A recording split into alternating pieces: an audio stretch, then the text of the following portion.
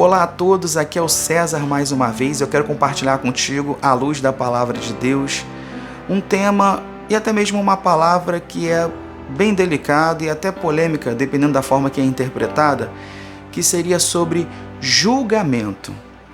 Alguns dizem que não devemos julgar para que não sejamos julgados, devemos ter cautela redobrada sobre isso, mas hoje eu quero ter ousadia e intrepidez, aqui até escrito está, né? Ousado, estou tentando ser assim, mas à luz da palavra de Deus, não para o engrandecimento de alguém, mas para o nosso conhecimento e amadurecimento na nossa aliança com Ele. Então, falando sobre julgamento, eu vou usar uma referência na palavra de Deus que está escrito em Mateus capítulo 7, versículo 2, que assim escrito está: Pois da mesma forma que julgarem, vocês serão julgados. A medida que usarem, também será usada para medir vocês. Eu, particularmente, no meu entendimento, aqui eu não entendo Jesus nos proibindo de fazer algum julgamento. Aqui eu entendo que Ele está nos trazendo um alerta. Qual alerta? Que se você tomar a iniciativa, a decisão e até mesmo abraçar um chamado para fazer julgamento, para fazer avaliação, para poder determinar disciplinas sobre a vida de alguém, essas mesmas pessoas, as condenadas e as observadoras, também vão te medir da mesma forma a qual você fizer o julgamento. Eu creio que o nosso Deus, que é inteligente e nos fez com a sua imagem e semelhança, também nos proporcionou um nível de inteligência. E eu também creio que nós temos liberdade para usar esse nível de inteligência, para usar o nosso raciocínio. O próprio apóstolo Paulo disse: façais o culto de maneira racional, ou seja, de maneira inteligente, que tenha lógica, para que seja agradável e aceitável ao Senhor. Então, essa mesma inteligência, creio eu, que nós não temos uma ditadura de avaliar as coisas, de tirar nossas próprias conclusões. Então, eu quero dizer a você, segundo a minha opinião, você tem sim capacidade, condição e liberdade para pensar, para avaliar aquilo que está certo ou não. Quer ver só uma coisa que prova isso? Quem dera se todos fossem como os bereanos, isso está na palavra do Senhor. O que os bereanos faziam? Tudo que era pregado, tudo que era dito, tudo que era ministrado, tudo que era decidido, determinado e ordenado, eles iam dentro da palavra para confirmar se aquilo tinha base da palavra de Deus ou não tinha. Sabe para quê? Para concretizar ou descartar, para fazer ou não fazer. É isso que eu quero trazer para você aqui nesse momento. Você sim pode fazer um julgamento, você sim pode fazer uma avaliação, mas que seja centralizada a palavra de Deus.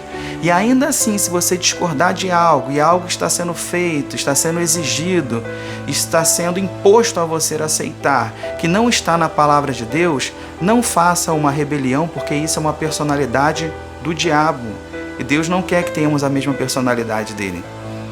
Tire suas conclusões e busque a sua direção em Deus. E Ele te dirá o caminho a que deve seguir. Então, sobre julgamento, voltando a falar mais sobre essa questão, à medida que você julgar alguém, aí eu já falo para líderes de grupo, líderes de ministério de louvor, líderes de jovens, líderes de irmãs, líderes de irmãos, presbíteros, evangelistas, pastores, missionários, apóstolo, a qual cargo o Senhor destinou o Senhor? Destinou a você, a ti. À medida que tu medir, você será medido. Não adianta você impor a alguém aquilo que você não faz. É por isso que o próprio Jesus chamou alguns sacerdotes de hipócrita. Então Jesus deu um exemplo de rebeldia? Não. Jesus, em várias passagens da Bíblia, debatiam com sacerdotes. Não era com soldado romano, não era com o governador da cidade. Pelo contrário, com essas pessoas incrédulas que estavam cegas à luz da palavra do Senhor, Jesus nem debatia, mas contra aqueles que conheciam a palavra e queriam exigir coisas que não estavam nela, Jesus debatia com eles e não aceitava. Os chamavam de hipócrita, ainda dava adjetivo a eles. Por que hipócritas? Porque exigia do povo aquilo que nem eles faziam. Eu sei que isso acontece nos dias atuais. Não deixe ninguém exigir de você aquilo que a pessoa não faz, aquilo que o líder não faz, aquilo que nunca fez. Outra coisa que eu vejo muito e fico muito triste com isso, pessoas querem fazer um subordinado passar aquilo que nunca passou. O que eu aprendo é o seguinte: seja no meio eclesiástico e até fora dele, quando um pai, seja biológico ou um pai de adoção, ama o seu filho, ele diz assim: tudo de mal que eu passei, todas as mazelas que eu passei, todas as frustrações que eu passei na minha vida, o meu filho não vai passar, eu vou lutar para isso. Aí sim você encontra o verdadeiro amor. E não como se fosse algo vingativo, eu passei, você tem que passar também. Se eu passei algo ruim, tu vai passar também. Não. O que Jesus quer que sejamos é irrepreensíveis. Irrepreensíveis. Quer julgar alguém? Seja irrepreensível, principalmente naquilo que você está condenando ou disciplinando alguém. E aí sim Deus encontrará mais um justo na terra. Porque justiça vem de práticas justas. Então eu digo a você, líder, digo a você que tem um cargo de gestão, não exija de alguém aquilo que você não faz. Não pressione, não oprima alguém aquilo que você não faz, para que pelo menos você seja justo. E se você deseja exigir algo de alguém para o crescimento e amadurecimento do reino de Deus, faça e depois o julgue. Por isso que Jesus disse: tire a trave do teu olho para ver o cisco no olho do seu irmão. Essa é uma palavra de ousadia, mas não para que haja contenda e desunião, mas para o nosso crescimento, para que sejamos justos e honestos com os nossos irmãos e diante do nosso Deus, que é um Deus correto, honesto e justo em tudo que faz. Ainda mais você, que teve o passado limpo pelo Senhor, hoje procura fazer julgamento sem misericórdia, sem paciência, com qualidades que o amor prova o que de fato é amor praticado sobre alguém.